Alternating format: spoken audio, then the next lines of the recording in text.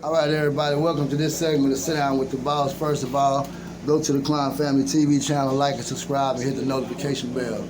We got a special guest in the building. We want y'all to give an introduction and let everybody know who y'all are.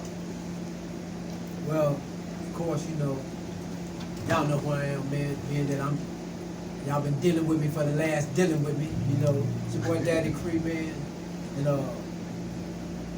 I'm here with my brother, man.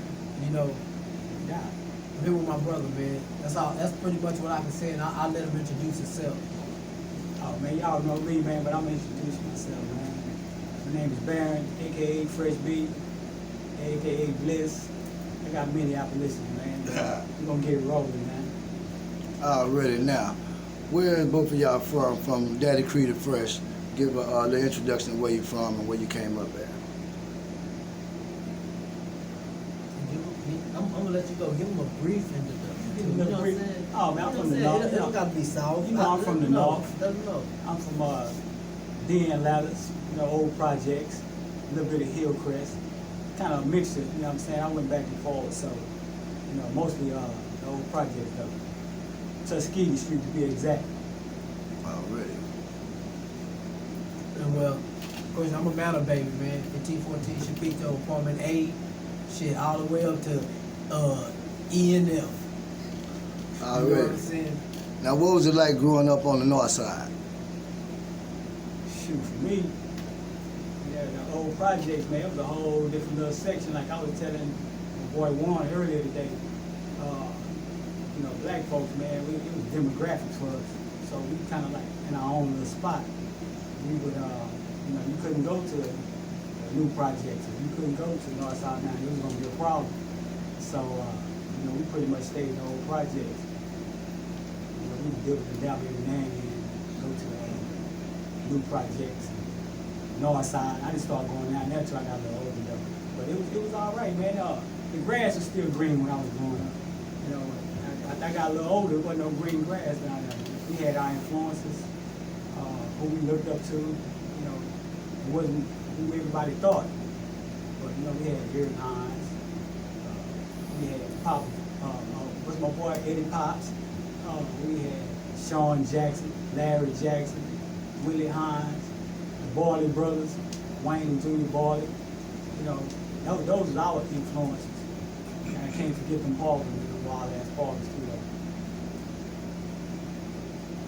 It was like, for myself,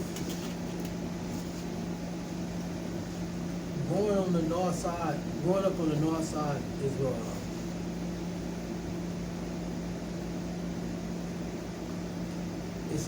it's like a culture. It's a way of life. And I don't know if anybody can just the way people think about hip hop like a culture. Northside way of living is a culture. It's a way of life. It's a way you got to carry yourself, man. You know what I'm saying? In real life, it is a culture. So growing up. Go ahead. Let me add this too. I was telling Cricker earlier, man, that it is a culture. It's a mentality that you kind of inherit. You understand what I'm saying? So when you inherit this mentality, we grew up on the side of town to where it was real poor. Like you were saying earlier, it was real poor. So everybody thought they can come from another side of town and do what they wanted to do on our side because we was already living a certain way, even though they wasn't living their life. But we didn't allow it. You know what I'm saying? We didn't allow it. So it was kind of like, you're going to respect us even though we don't have money. You're going to respect that. You know what I'm saying? You're going to respect us because we don't have money. You're not going to be able to come over here and do what you want to do and then go home and then live good. So we created integrity about ourselves. We had this integrity, this mentality, and it became a culture as we just got older. You know what I'm saying? Because and what he said is real, man. Because going up on the north side, man, it's safe to say, man, that anywhere outside of that, you wasn't looked down upon. You know what I'm saying? You could just, bro, you ain't in control of where you born at, where you raised at, but just because you there, man, you get the stigma on you. You know what I'm saying? And that stigma creates something. You know what I'm saying? That stigma creates something. You know what I'm saying? And dealing with that creation and that and whatever you want to call it, that chaos and that anger and from that hatred and all these different type of things, man, you know, now you got a beast you can't deal with. This is real life. Now you got a beast you can't deal with. You know what I'm saying?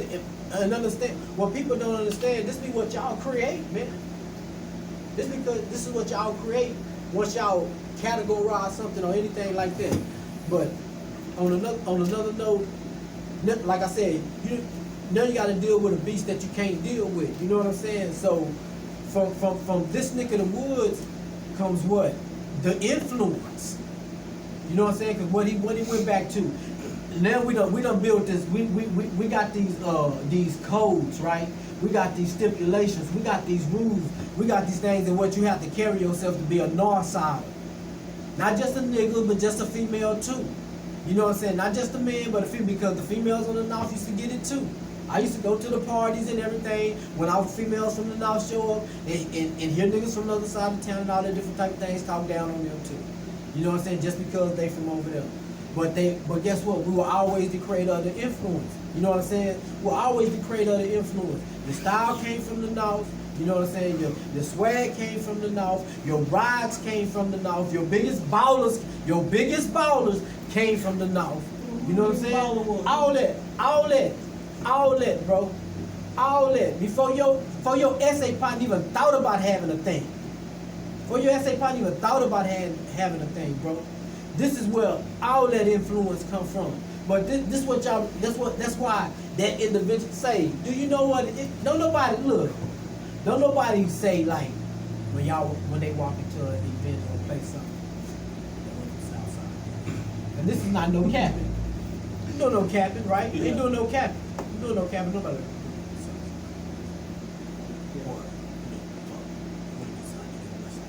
I'm just telling the truth. Not in my day and age anyway. You know what I'm saying? And even from today, what I'm dealing with, when it comes from that influence, but anytime a group of us walk in, you know what I'm saying? They be like, they're with them north side nigga. Yeah. I always have and I always been. You know, we got the label, man, because we was bold with it. You know, we was outspoken. So when we came into the spot, we kind of like claimed the spot. You know, we was real bold with it, outspoken. You know, we ain't really got nothing to lose. We already naked.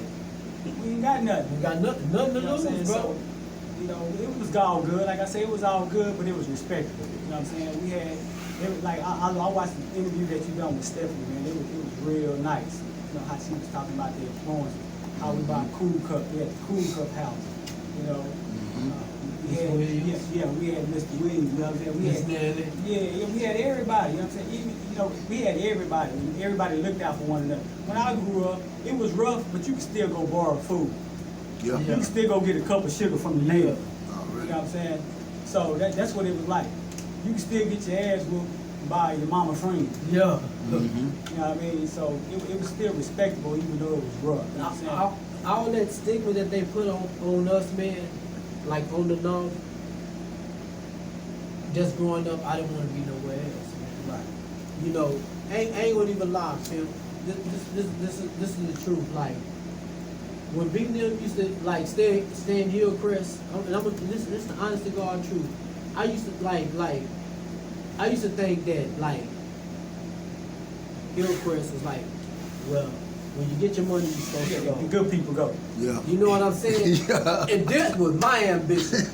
You remember how we used to drive down Ocean Drive, bro, and look at them mansions and figures out mansions and stuff like that, and I'd be like, remember Ice-T house? We used to always say, that's Ice-T's right there. Like, we used to like that. Out of all them 100 mansions we picked over, guess where I wanted to be at? As like thinking, well, I'm supposed to get to. It's Hillcrest. I ain't never want to leave the north. Yeah. And I know that some people might think like, that nigga crazy or something like that. But it was the love, it was the love what B was talking about. Bro, we share clothes, my nigga. You know what I'm saying? I was the only nigga who could spend the night at their house. The only nigga that could spend the night at their house. And get what? I was the only nigga that could spend the night at Warren them house. Yeah. I was the only nigga that spent the night at Marvin them house. You know what I'm saying? I was the only nigga that spent the night at Butler them house. Yeah. Bro, we share clothes, wave brushes. My shit would wave up. Them niggas good. We used to do all these different type of things, bro. Y'all done shoes, whatever it was, bro. Only thing we ain't show was drawers and socks, nigga. No doubt. Already. Now, what was it like in the 80s after the dope hit, though, in the ghetto? Let me say this, man.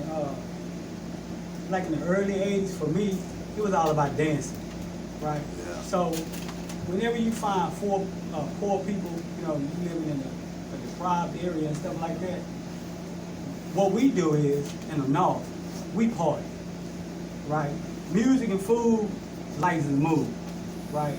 It keep violence down, it keep competitions down and all that, man. So, we was influenced by the East Coast, man.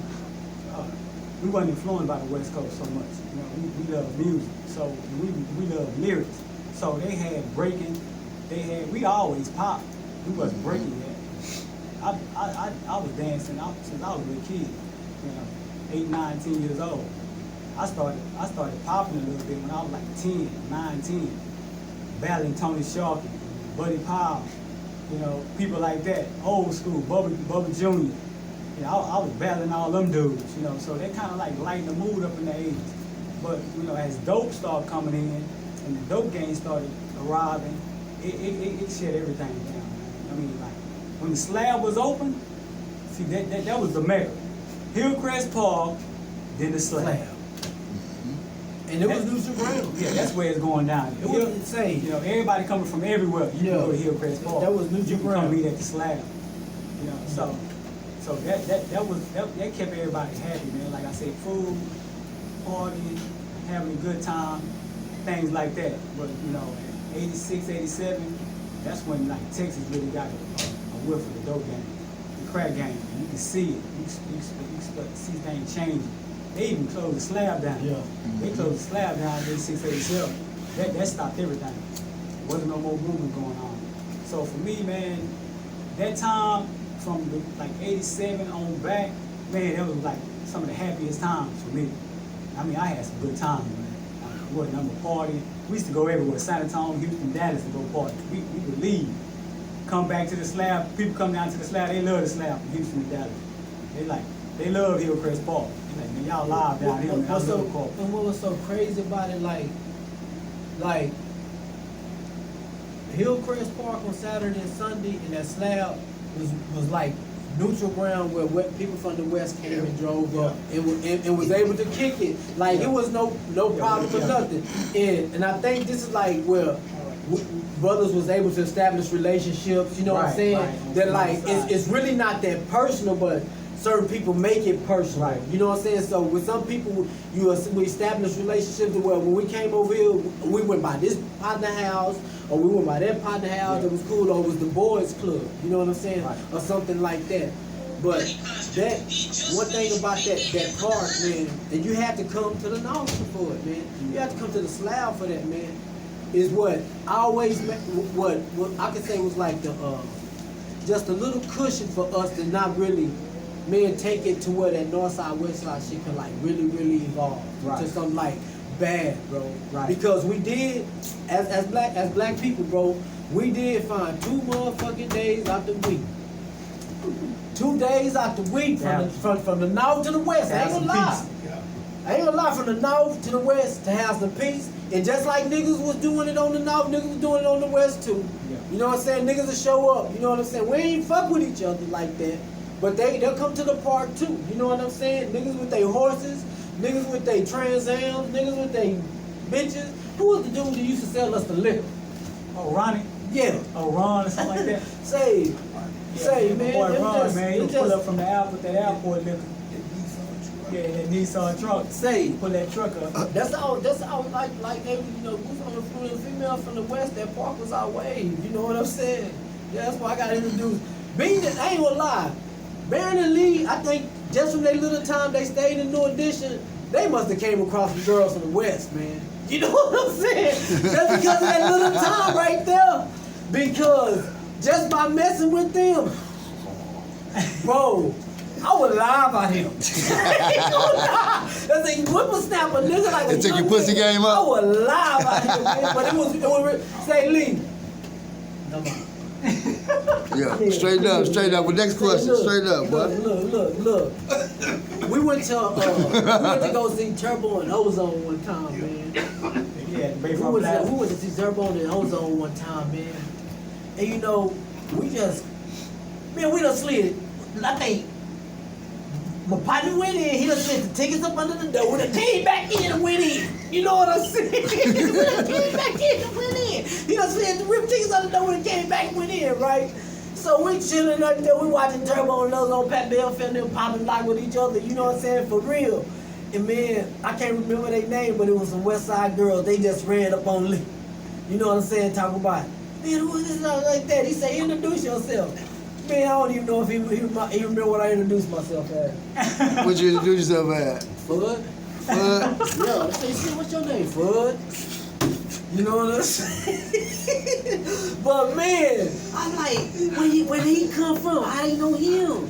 You know what I'm saying? Say, man, look, man, I'm telling you, bro. I don't know what 3 months they did out here, what they did to the West. But man, all the girls like from the West knew them, man. And because of that, man, I got a lot of juice as a youngster, man. I'm doing a lot of dancing, man, over at the West Grill, tearing them boys up, man. No shit. Good boy going out popping. No shit. Boy going out popping, man. Now, look here, this is the golden question where I got both of y'all here, man. Everybody want to know, where the fuck did N.S.B.S start from? Get 'em. Man, like Creeper say, man, I watched this interview, and it's a lot of misperception, like where it started from, who were part of it. You know, it happened in stages. So people thought, you know, that it was created when we were dancing. But you know, we had been stopped dancing when we created N.S.B.S. You know, we were on a whole other way by then. Like I say, we was dancing first. We had different scenes. Before that, it was just me and my boy Chris. You know, Chris Lewis, he was my beatbox. And I was the rapper. And then I run into my boy Hill. He had a group, him and Adrian. My little relative. Yeah, so him and Adrian, you know, they had their group, and they're like, look, man, y'all live, man. We want to be a part of that group. I'm like, what y'all got, man? Y'all can't be playing, man. I don't play, you know what I'm saying? So they spit something for me. It was some fire. I'm like, okay, y'all got something. Let me hear something else. There ain't one song we ain't gonna get it, you know? So, 'cause I was a freestyler back then.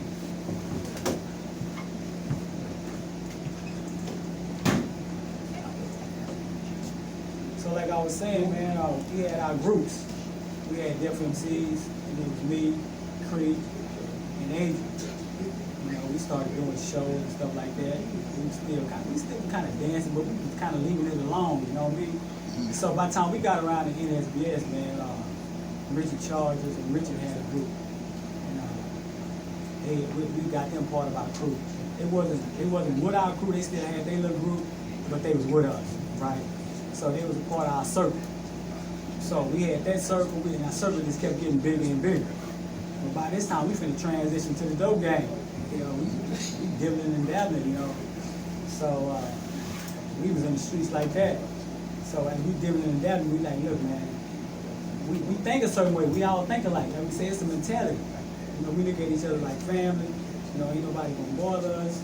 You bother us, you gotta deal with all of us. You understand what I'm saying? So that's kind of how it formulated.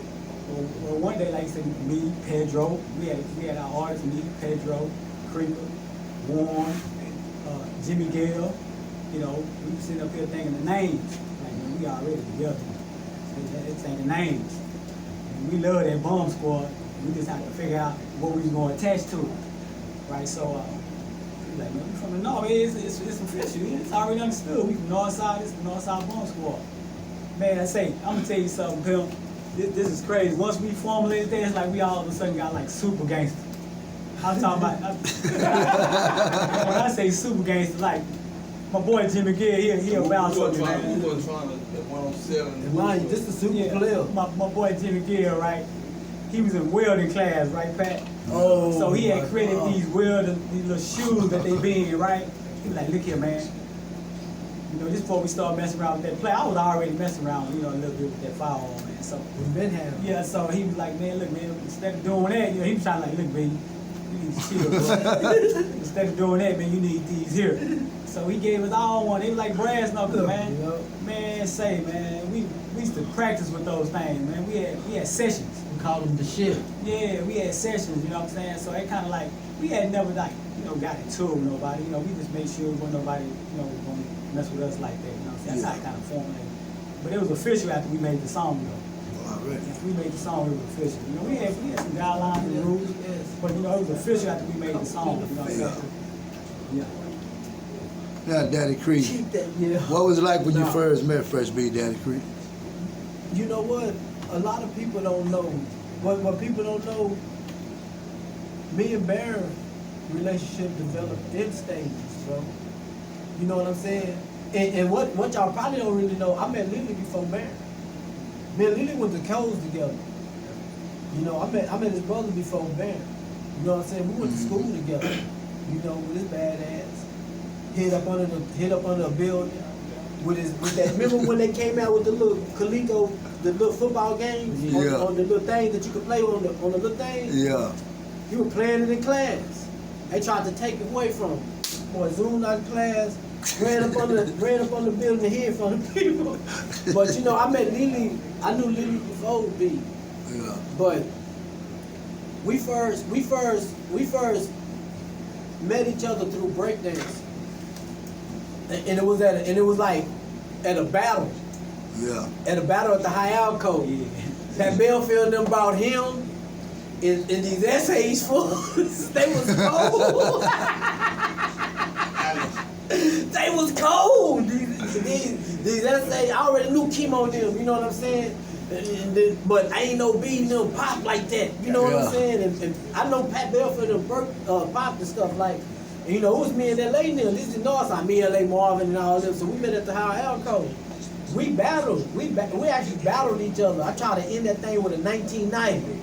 I was like, man, it's like I don't pop. Yeah. I can break that, but I can't pop. Yeah. You know what I'm saying? I can break that, but I can't pop. Already. And that's how we first met each other. But we like formulated a little group from right there.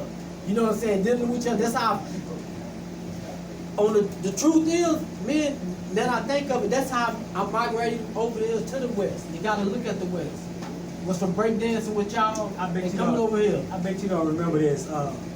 One time, I had a group from the West. Me, Maurice, Jeff, 3D Thomas, right? Say, man, we battled them. Hacker was the spot, man. Hacker was the spot. We battled them. You talking about the epic battle, man. Say, man. Say, man, I already don't even know who won, man. But we was on the North, so you know the North gonna win, man.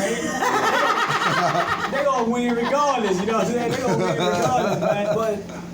But this is how like we met, and off of that, we had our first session together. But I guess I don't know what happened. We eventually parted to come back when the rap thing happened. Yeah. With my relative Adrian, you know what I'm saying? Me and Adrian was rapping together first, you know what I'm saying? Yeah. Matter of fact, I'm gonna tell you what happened. I'm gonna tell you how I got in the group, bro. Adrian was rapping with John. Brother named John. They're pastor. If I'm not mistaken, they're pastor now. You know what I'm saying? He was rapping with John. I got to school and I busted a rap, and Adrian helped me. We had Adrian and John was rapping. I showed Adrian that I could rap, and he put me in the group with them. You know what I'm saying? He had put me with the group with them, but I was staying with Adrian and them, you know what I'm saying? And we was close. I think Adrian was the first person I showed I could like rap. I could try to rap, you know what I'm saying? And being that I was staying with him and we was always together, we was rapping together and breaking together and all this shit, popping shit together too. When we happened to run in the B, when we ran up in the B that time on the slab, this was on the slab. This was on the slab. We ran in the B and we spit that rhyme. When we spit that rhyme with him, and that's when he, you know, I ain't gonna lie. In the beginning, B used to write all the raps.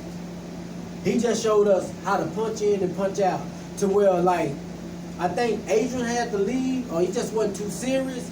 Then we was writing our own raps, and we'll punch in and out and learn. Like, my nigga, we'll run DMC your ass to death, nigga. You know what I'm saying? So I eventually started writing, like, well, we would do our own thing and mix it together. Or he'll write his what we shit. I ain't gonna tell how long our rapper be at that time. He'll write his part and I'll write our part. Then we just like went through from the north side to the west side to whoever wanted that work. And not that to keep going on about it, but like B was always, man. Like it go back to being north side-ish, bro. That struggle and that demand for respect that like live in us from being over there, it was so embedded in me that like, man, this is what we supposed to go look at this week. You know what I'm saying? He don't pick and choose about it. He say this is what we supposed to go look at. We put our stuff together wherever we at, grab the mic and call them boys out. Come get this work. Already. We're gonna show you the best in the city. Come get this work. And guess what? Let it be known we ain't lose now one. Let it be known. We ain't lose now one. So like when you coming from the north, man, and you rapping and you doing these things, bro, remember where like, man, that representation come from. Your forefathers. And I'm talking about back from Pat Belfield, Kenneth Lee, you know what I'm saying? Jimmy Gale, Robert Wilson, Chris Lewis, R.I.P. my brother. You know what I'm saying? Already. It's just the fact that what we have to. It's just the fact of how we have to be so much to prove that we worthy, bro. That you got to get this work. Already. You got to get this work. Say, man, I used to even want to battle some of these dudes because I was trying to holler at their sister. Or something like that. B, look, man, we go look. I'm like, I ain't saying nothing, but like, shit. We finna write this. Man, y'all don't even know. From Chris Lewis, us, remember making the beats at Bobby Nim crib, man? Sitting in La Mata before anybody think about living in La Mata. You know what I'm saying? Look, bro. On the little drum patterns. Putting a speaker right here, putting the mic, like you see how this cigar sitting right here? This is a speaker, bro. We imagine and trying to make this shit happen, trying to perfect the sound. This is a speaker, this is the microphone. We trying to get an 808. boom. You know what I'm saying? Reverb. Man, look, bro. Y'all, man, look. The boy, man, appreciate the struggle, bro. Already. When it even comes just being in Corpus Christi and doing this shit as a rapper, bro. Appreciate the struggle, man. Appreciate the struggle. Now, do y'all remember the first song as Def MCs that y'all dropped together? Man, look, it was I don't know. I'm just telling you what it could fall between. You know what I'm saying? I remember we had this song called "We Don't Like Perpetrators," man. I'm gonna tell you that, man. I'm gonna tell you this, man. This is the funny story right here, man. We had this song right called "Kill the Nigga." It was like one of our first hits, right? So my boy, man, I don't want to put him out there, man. I'm gonna go drop all of them, but I ain't gonna pull no punches, man. My boy Kevin Pullen was our producer, right? He was one of our first producers. He a preacher now, man. He a pastor. Wow, man. Kevin Pullen, man, you know, he lived over here off Trojan, right? So he was nice, man. I ain't gonna lie, he was nice with the beats. I wasn't even really doing beats yet. You know what I'm saying? I wasn't even really. I didn't have my own stuff. He had that Casio keyboard. Yeah. He had the drum machine. He had was speakers. nice. He had everything. You know what I'm saying? And he was good. He was good. I'm not gonna lie. So he like, say, man, I heard you boys. Y'all performing, man. Y'all got something, man. Come over to the house, man. I got some equipment, man. So I'm like, all right, we can do something. So we rolled over there, man. We got over there, and his dad was there. You know his dad a preacher. Too. Yeah. We young at the time. So he said, man, let me set everything up. We gonna go to the room. We get to the room now. Me and Creon, and we wrote this song on the spot. So we get inside his bedroom, and he put this track together. It's mean. It's like an Ice-T track. Yep. Doom, doom, doom, doom, doom, doom, doom, doom. It's like Squeeze the Trigger. I'm like, oh, he didn't. You know, that's my favorite rapper. Yeah, so that's one of my favorite. Him and Ice Cube, right? So he hit that like Squeeze the Trigger like sound. Me and this Creon went, kill the nigga, kill. You know, we just went together. man. So Kill man, the nigga. we check. Say, man, we put the rockin' in that boy. His daddy say, go. I said, we better get put out. But he didn't stop with me. He just told us to go outside. You know what I'm saying? I guess his house was anointed. You know, he a pastor. He believed, like, man, I don't want that in the house. So he let us finish outside, man. We recorded outside, man. That turned out to be a nice little old track.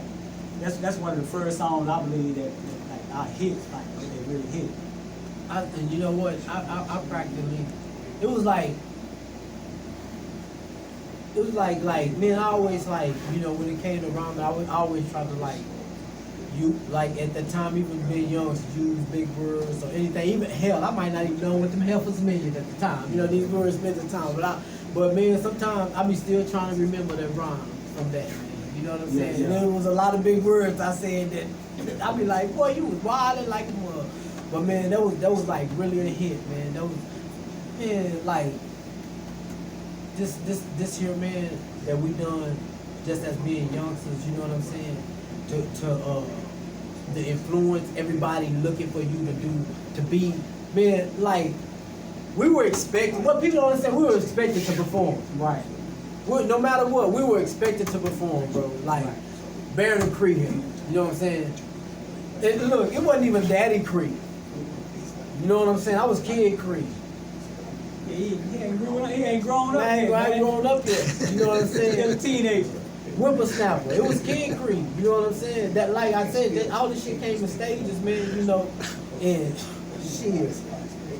It was like, you know, I see how it is today. Like, man, you like our local rappers, man. They can walk into the spot and everybody, man, you know, and believe me, big. Just as hard as we worked back then, a lot of these guys working as hard as we are today. I believe that, man. They working just as hard. And to see, like, when I go to spots and stuff, my bad. When I go to spots and stuff and to see, like, when they walk in the spot, man, motherfuckers ain't like, man, play your song and come on up here and perform for us. You know what I'm saying, bro? I feel like, man, y'all doing these artists disservice, man. Even y'all doing, say, man, like, just anybody